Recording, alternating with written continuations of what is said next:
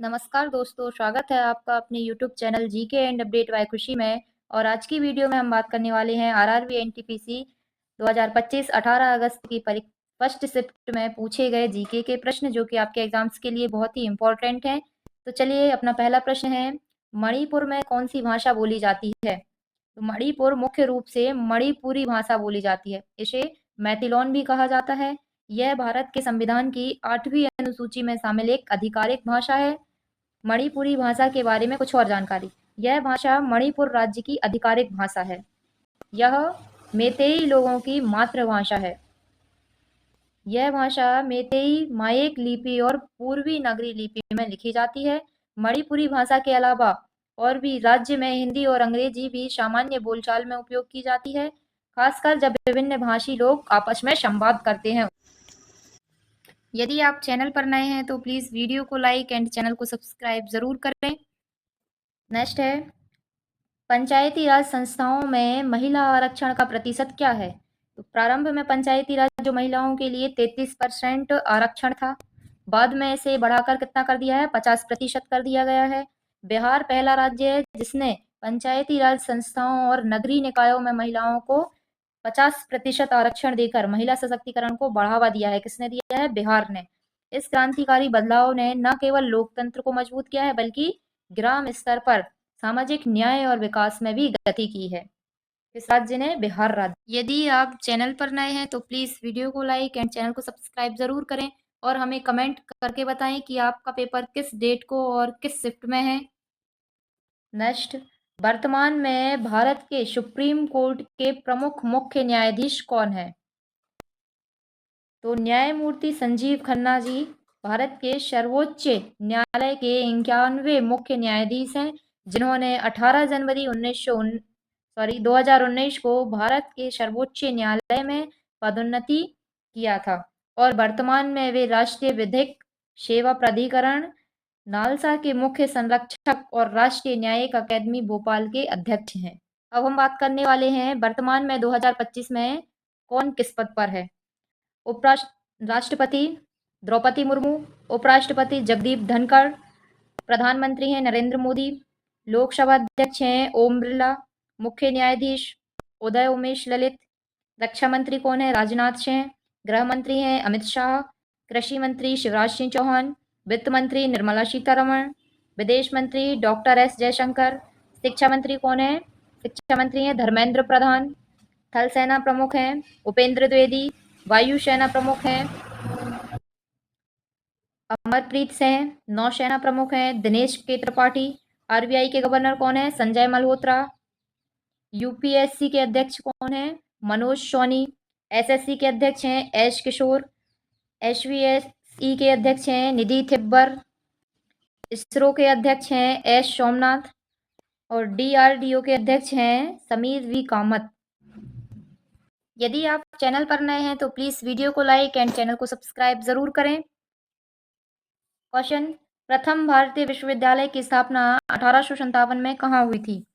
तो 1857 में भारत के 3 प्रमुख शहरों कलकत्ता, बॉम्बे और मद्रास में विश्वविद्यालयों की स्थापना हुई थी।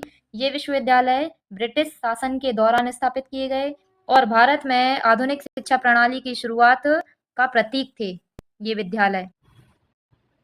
अब हम बात करने वाले हैं 1857 में स्थापित प्रमुख विश्वविद्यालयों की। कलकत्ता विश्वविद्यालय, यह भारत का पहला आधुनिक विश्वविद्यालय था, जिसे 24 जनवरी 1857 को स्थापित किया गया। सेकेंड है बॉम्बे विश्वविद्यालय, इसकी स्थापना 1857 में हुई थी। और मद्रास विश्वविद्यालय, तो इसकी स्थापना 1857 में हुई थी। ये रहे हमारे कुछ महत्वपूर्ण विश्वविद्यालय जो कि आपके एग्जाम्स के लिए बहुत ही इंपॉर्टेंट है। नेक्स्ट है, मैदानी क्षेत्रों में कौन सी मिट्टी पाई जाती है? तो अपना सही उत्तर होगा जलोढ़ मिट्टी। जलोढ़ मिट्टी भारत में अधिकांश भूभाग में पाई जाती है। अन्य मिट्टी काली मिट्टी, लाल मिट्टी और लेटेराइट मिट्टी भी पाई जाती हैं। यह उत्तर भारत के मैदानों और दक्षिण भारत के तटीय मैदानों की मिट्टी है, जो मुख्यतः कहाँ पाई जाती है? नदियों द्वारा बहा के लाई जाती है।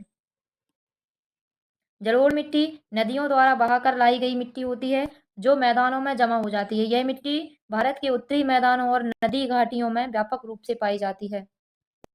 नेक्स्ट, मई 2025 में कितने न्यायाधीश की नियुक्ति हुई है? तो अपना सही उत्तर होगा 3। पहला न्यायमूर्ति एस चंद्रचूड़कर, सेकंड है न्यायमूर्ति विजय बिश्नोई, थर्ड है न्यायमूर्ति एन वी अंजारिया। श्री न्यायमूर्ति वी आर गवई न्यायाधीश सर्वोच्च न्यायालय के मुख्य न्यायाधीश हैं। कौन है? श्री न्यायमूर्ति वी आर गवई। नेक्स्ट, भारतीय संविधान का कौन सा अनुच्छेद अनुसूचित जाति से संबंधित है? भारतीय संविधान का अनुच्छेद 275 एक अनुसूचित जनजातियों के कल्याण को बढ़ावा देने के लिए प्रत्येक वर्ष भारत के संचित निधि से अनुदान सहायता की गारंटी देता है। भारतीय संविधान में अनुसूचित जातियों से संबंधित मुख्य अनुच्छेद हैं, जैसे अनुच्छेद 15, 16, 17, 46, 330, 332, 335, 338 और 341। ये क्या है? अनुसूचित जातियों से संबंधित मुख्य अनुच्छेद। अब अनुच्छेद 15, यह अनुच्छेद धर्म, जाति, लिंग या जन्म स्थान के आधार पर किसी भी नागरिक के साथ भेदभाव करने से रोकता है। अनुच्छेद 16, यह अनुच्छेद सार्वजनिक रोजगार के मामलों में अवसर की समानता प्रदान करता है। अनुच्छेद 17, यह अनुच्छेद अस्पृश्यता को समाप्त करता है, मतलब छुआछूत को समाप्त करता है।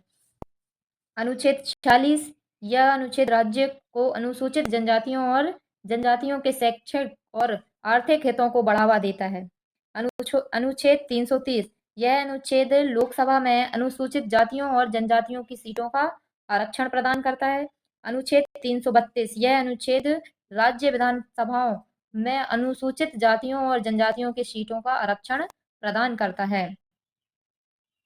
अनुच्छेद 335, यह अनुच्छेद सेवाओं और पदों पर अनुसूचित जातियों और जनजातियों के सदस्यों को दावों का ध्यान में रखता है।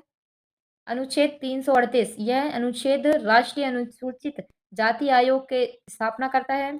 अनुच्छेद 341, यह अनुच्छेद राष्ट्रपति को यह निर्देशित करने की शक्ति देता है कि कौन सी जातियां, नस्लें या जनजातियां अनुसूचित जातियां मानी जाएंगी। नेक्स्ट है, बिरसा मुंडा ने कौन सा आंदोलन किया था? तो उन्होंने उल गुलान नाम का आंदोलन चलाया था। यह आंदोलन आदिवासियों का शोषण रोकने के लिए अंग्रेजों के खिलाफ हुआ था। यदि आप चैनल पर नए हैं तो प्लीज़ वीडियो को लाइक एंड चैनल को सब्सक्राइब ज़रूर करें। तो दोस्तों आज के लिए इतना ही। आशा करती हूँ कि आपको यह वीडियो पसंद आया होगा। जुड़े रहिए ऐसे ही और यूज़फुल कंटेंट्स के लिए जीके एंड अपडेट बाय खुशी के साथ। धन्यवाद।